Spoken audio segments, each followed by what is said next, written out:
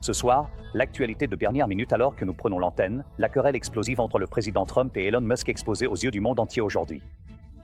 Également ce soir, notre correspondante Martha Raddatz en ce moment même à Kiev. Notre équipe vient tout juste d'entrer dans un bunker. Les sirènes se sont déclenchées il y a quelques instants à peine. Quels sont les plans de la Russie pour l'Ukraine? Et ici, ce soir, des millions d'Américains sont actuellement sous alerte à la qualité de l'air, tandis que de violents orages approchent. Tout d'abord ce soir, le président Trump et Elon Musk dans une guerre des mots stupéfiante. Elon Musk, à propos du projet de loi budgétaire du président Trump, déclare « tuer le projet de loi ». Le président Trump réplique pour la première fois aujourd'hui en disant « Elon commençait à m'agacer et je lui ai demandé de partir ». Musk a ensuite lancé une salve en ligne, affirmant, je cite, « Sans moi, Trump aurait perdu l'élection ». Musk affirme ensuite que Trump figure, je cite, dans les dossiers Epstein. C'est la véritable raison, dit-il, pour laquelle ils n'ont pas été rendus publics.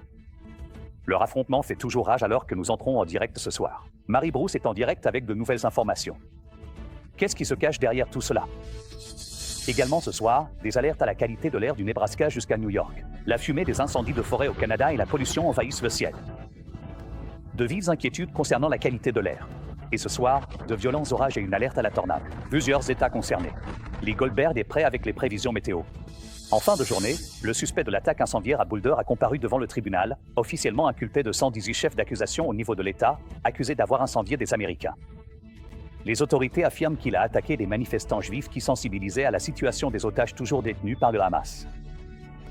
Les dernières nouvelles en direct d'Ukraine, Martha Raddatz et notre équipe dans ce bunker. Les sirènes ont retenti il y a peu de temps après l'attaque de drones ukrainiens en plein cœur de la Russie. Que va-t-il se passer ensuite? Et ce moment aujourd'hui dans le bureau ovale, le président Trump, qui avait promis pendant sa campagne qu'il mettrait fin à la guerre en Ukraine dès le premier jour, a déclaré aujourd'hui, je cite, « Parfois, il vaut mieux les laisser se battre un moment ».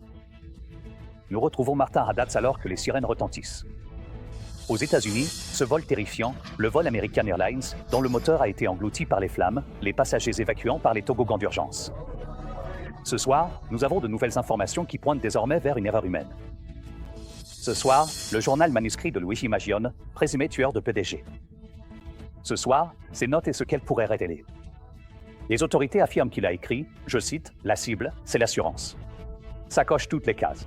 Et les procureurs pointent désormais 3 autres initiales inscrites dans ce journal. Aurait-il pu y avoir une autre cible à un moment donné? Ce soir, le chaos et la frustration partout dans le monde. Le nouveau décret migratoire du président Trump touche 19 pays. Le président est aujourd'hui sous pression au milieu de la guerre des tarifs et de la bataille autour de son projet de budget. Pourquoi ce décret migratoire maintenant et à quoi doit-il faire face devant les tribunaux? Les preuves qui arrivent à cette heure-ci, l'incendie gigantesque à Philadelphie. Et le premier match des finales NBA ce soir, ici même sur ABC. Will Reeve est prêt au bord du terrain. Depuis le siège mondial d'ABC News à New York, voici World News Tonight avec David Muir. Bonsoir. Nous sommes ravis de vous retrouver ce jeudi soir très chargé. Des alertes à la qualité de l'air pour des millions d'Américains en ce moment, du Midwest au Nord-Est à cette heure-ci. Également, Martha Raddatz en Ukraine, l'alerte de raid aérien qui vient de retentir. Elle et son équipe sont actuellement dans un bunker et nous allons la rejoindre dans un instant. Mais nous commençons ce soir avec cette querelle extraordinaire entre le président Trump et Elon Musk, qui s'est déroulée sous les yeux du monde entier tout l'après-midi. Les attaques deviennent de plus en plus personnelles d'heure en heure. Tout cela a commencé avec les vives critiques d'Elon Musk concernant le projet de budget du président. Musk a exhorté ses plus de 200 millions d'abonnés à aider à faire échouer le projet de loi. Le président Trump a réagi à cela aujourd'hui dans le bureau ovale, mais regardez cette image. Il y a seulement 5 jours, Trump promettait à Musk les soi-disant clés de la Maison-Blanche alors que Musk quittait son poste d'employé spécial du gouvernement. Aujourd'hui, Musk fustige le projet de budget du président, le qualifiant d'abomination esséurante en soulignant ce que cela pourrait faire à la dette nationale. Eh bien, aujourd'hui, le président Trump dit qu'il est déçu par Musk. Trump a déclaré sur les réseaux sociaux « Elon devenait insupportable et je lui ai demandé de partir ». Ce soir, Elon Musk affirme, je cite, « Sans moi, Trump aurait perdu l'élection », puis, en fin de journée, il lance une accusation très personnelle en déclarant que le président Trump figure, je cite, « dans les dossiers Epstein » et que c'est la véritable raison pour laquelle ils n'ont pas été rendus publics.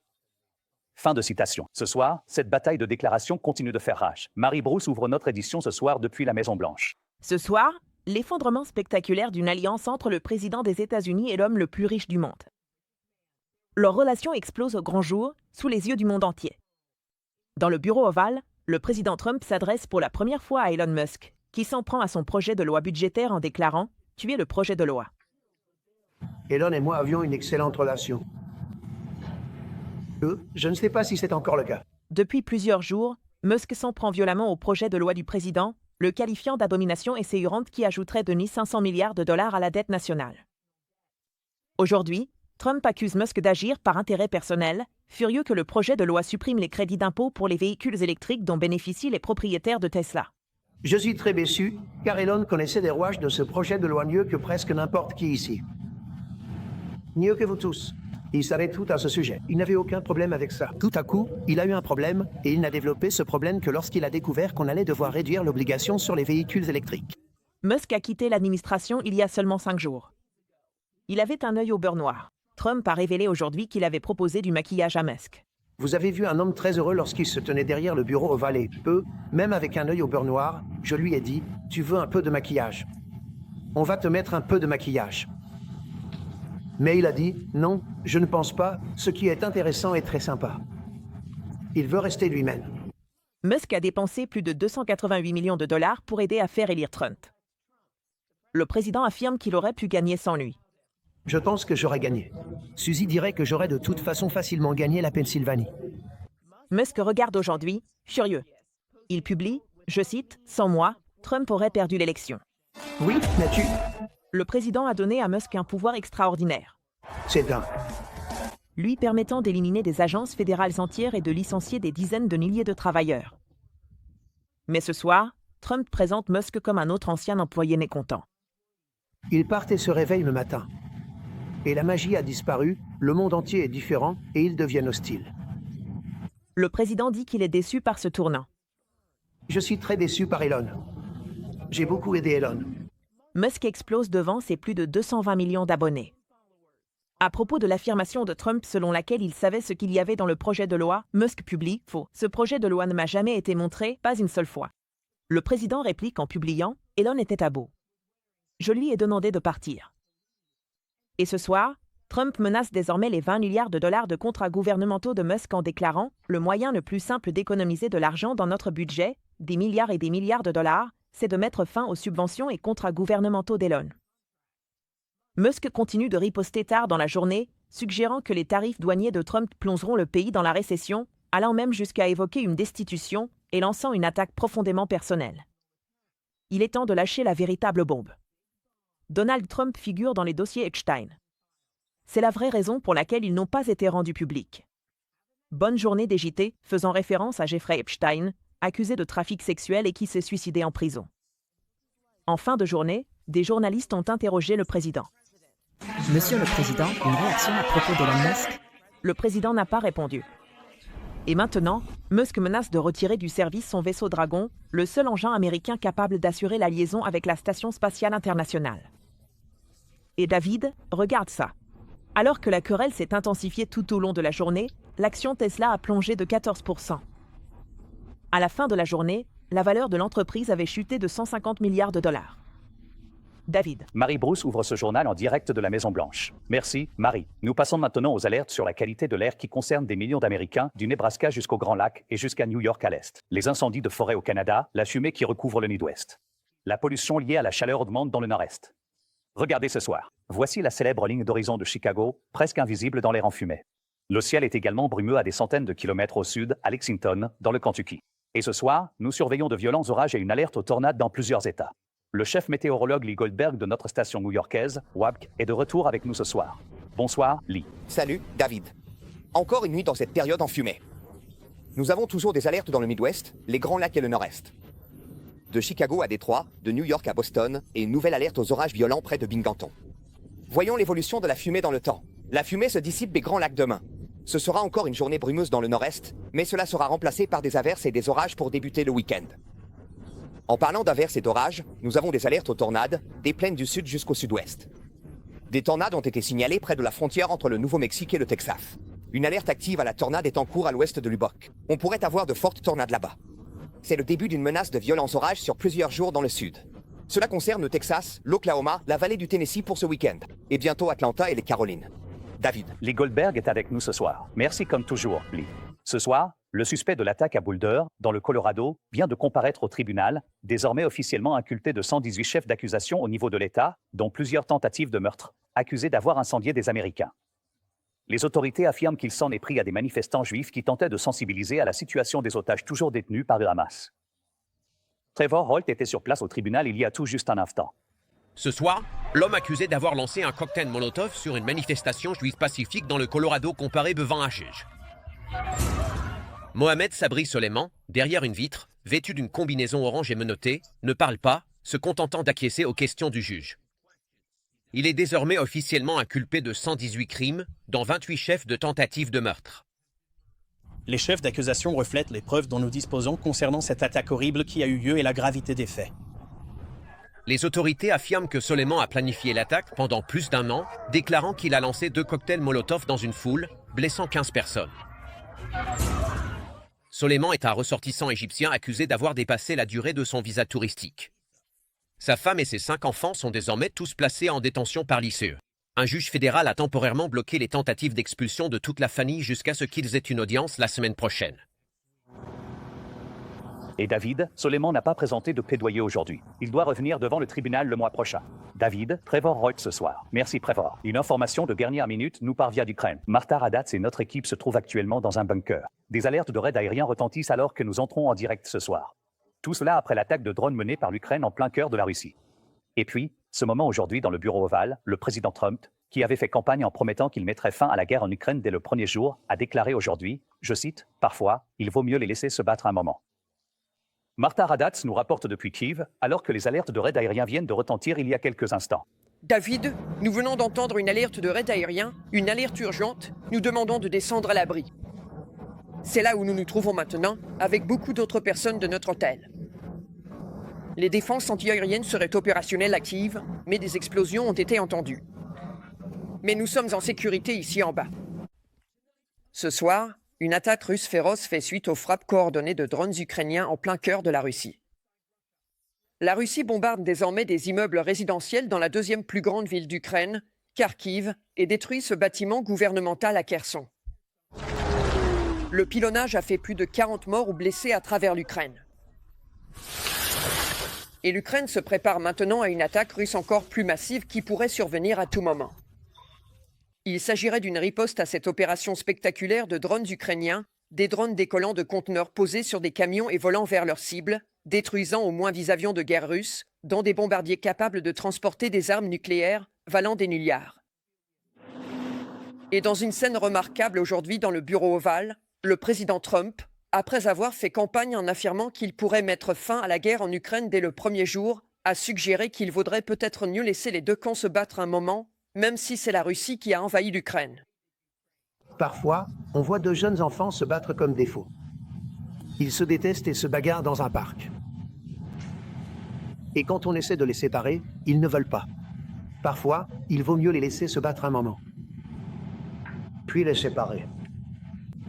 Mais le chancelier allemand Merz a clairement indiqué que l'Allemagne est du côté de l'Ukraine.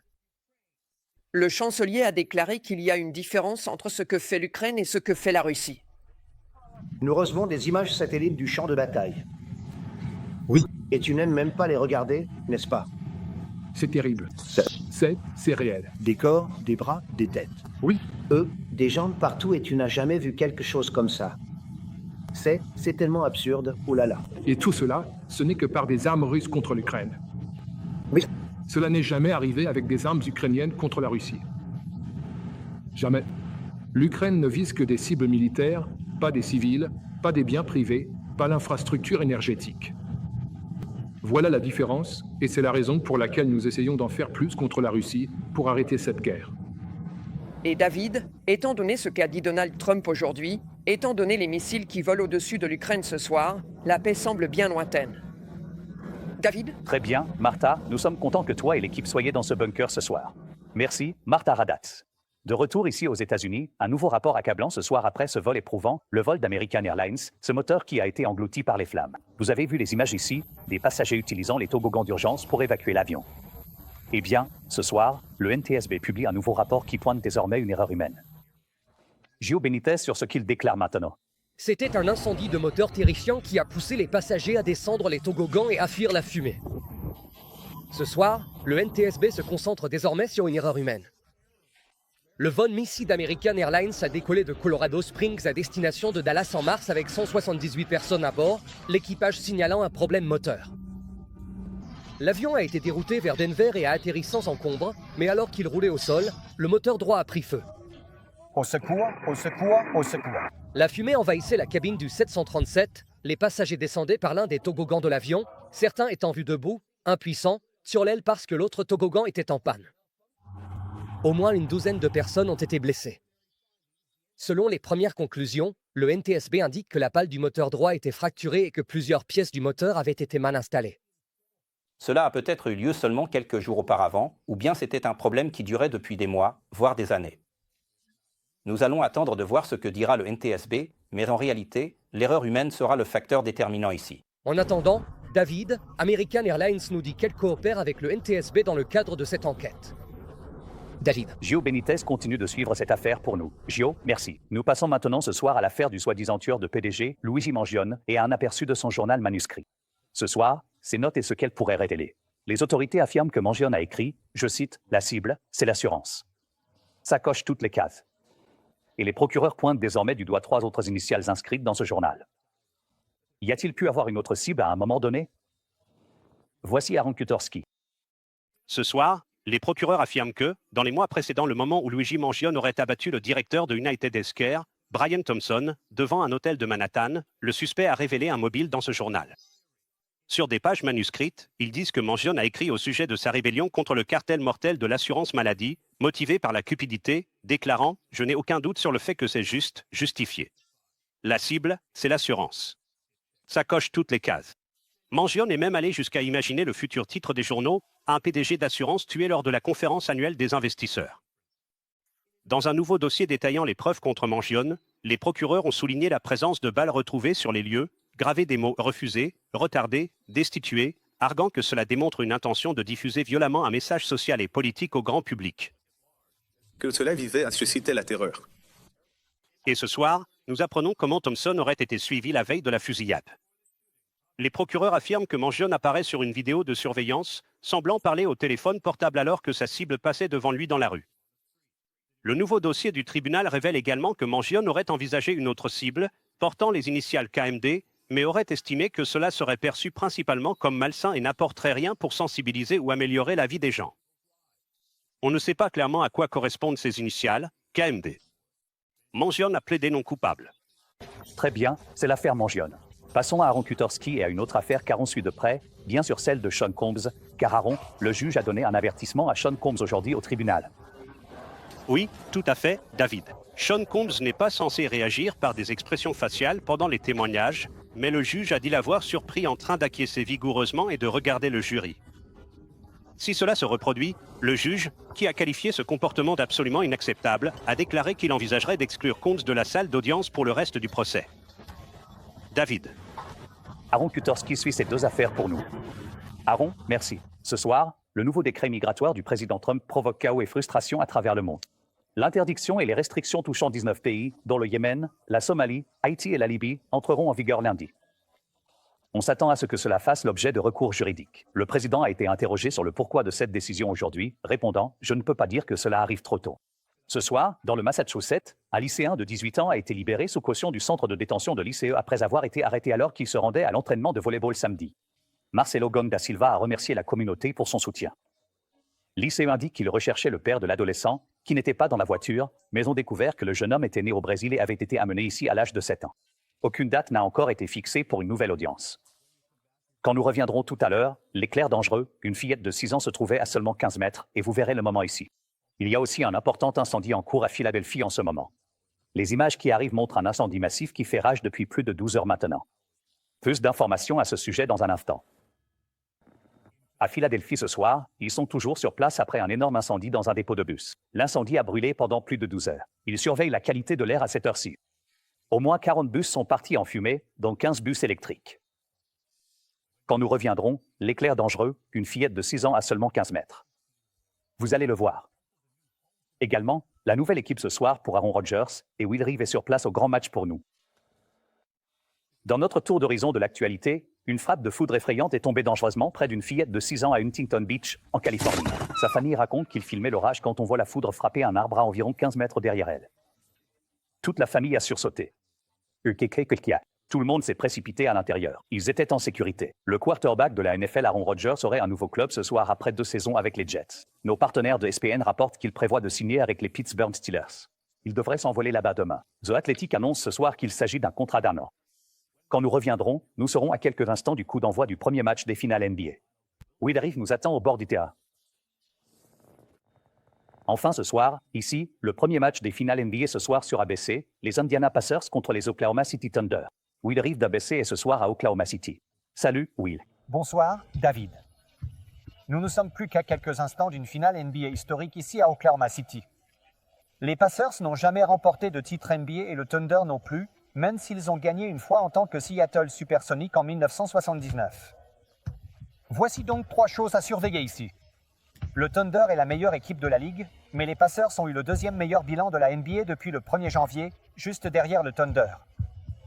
Les 2 équipes sont menées par des stars, chez Gilles Alexander du Thunder, qui a remporté le titre de MVP. Tyrese Haliburton est plusieurs fois All-Star et aussi Olympien. Et même si chaque match des finales est important, le premier match pourrait bien être le plus crucial. Celui qui remporte ce match gagne le titre dans 70% des cas, David. Très bien, Will Reeve ce soir. Merci, Will. Le coup d'envoi du premier match des finales NBA, c'est ce soir à 20h30, heure de l'Est, juste ici sur ABC. Je vous retrouve ici même demain. Je suis David Nuire. Bonne nuit. Merci d'avoir fait de World News Tonight avec David Nuire, le journal télévisé le plus regardé d'Amérique.